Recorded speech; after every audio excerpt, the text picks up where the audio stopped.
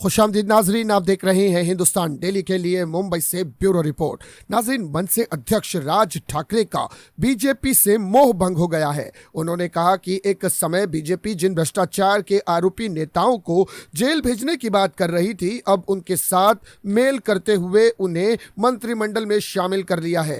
राज गुरुवार को मुंबई में अपनी पार्टी की एक विशेष बैठक में बोल रहे थे। उन्होंने कहा कि सत्तारूढ़ पार्टी ने एक बार कहा था कि करोड़ों रुपयों के घोटालों में शामिल नेताओं को सलाखों के पीछे डाला जाएगा, लेकिन उन्हें राज्य मंत्रिमंडल में शामिल कर लिया गया है। साल 2024 के लोकसभा चुनाव में राज ने बीजेपी को बिना शर्त समर्थन देने का ऐलान किया था। उन्होंने उम्मीद की थी कि इस फायदा विधानसभा चुनाव में मिलेगा, लेकिन बीजेपी की अगुवाई में बनी महायुति से मनसे का समझौता नहीं हो पाया।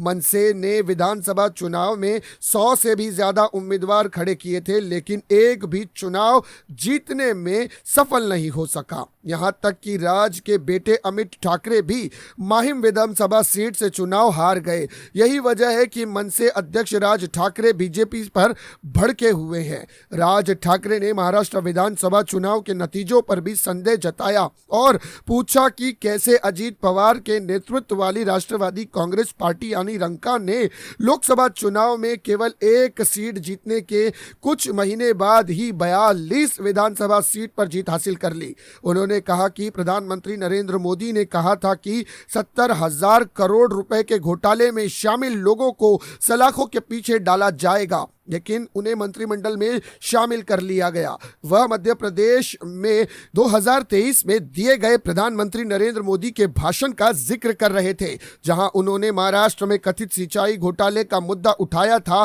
भाजपा नेता किरीट सोमैया ने भी कई नेताओं पर करप्शन के आरोप लगाए थे, लेकिन अब वही लोग मंत्रिमंडल में है। राज ने डंके की चोट पर कहा कि अब अगले निकाय चुनाव में पार्टी की गरिमा से कोई समझौता नहीं करेंगे। उन्होंने कहा कि कई लोग कहते हैं कि मुझे भाजपा नेताओं से नहीं मिलना चाहिए, मैं सभी पार्टी के लोगों से मिलता हूं, लेकिन मैं खुद को नहीं बेचता, मेरी मराठी पहचान बरकरार है। मनसे अध्यक्ष ने यह भी ऐलान किया कि उनकी पार्टी आने वाले दिनों में अपने दम पर चुनाव लड़ेगी। नाजरीन, राज ठाकरे के इस बयान से कहीं ना कहीं राजनीति में एक नया फेरबदल देखने को मिला है, लेकिन अब बात यहां निकलकर यह सामने आती है, क्या भाजपा की जानिब से अगर कोई अच्छा प्रस्ताव मनसे को दिया जाता है, मनसे पार्टी को दिया जाता है, तो उस बयान के बाद क्या राज ठाकरे के सुर में फिर बदलाव देखने मिलेगा, या राज ठाकरे अपने बयान से फिर बदलते हुए नजर आएंगे या नहीं, आने वाला समय हमें जरूर बताएगा। फिलहाल के लिए इतना ही दोस्तों। इसी तरह की खबरों के लिए चैनल को सब्सक्राइब करें। मैं सिराज शेख हिंदुस्तान डेली से फिर मिलूंगा किसी अगली खबर के साथ। तब तक के लिए जय हिंद।